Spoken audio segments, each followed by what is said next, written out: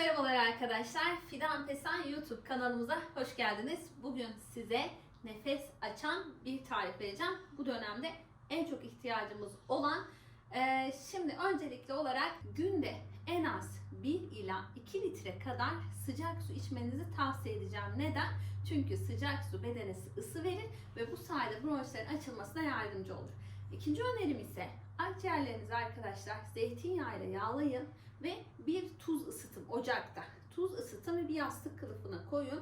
Akciğerlerinize şöyle yayın yastıkını ama yakmayacak şekilde yapın bunu. Bunu 10-15 dakika çocuklarda da uygulayabilirsiniz. Oldukça faydasını görürsünüz.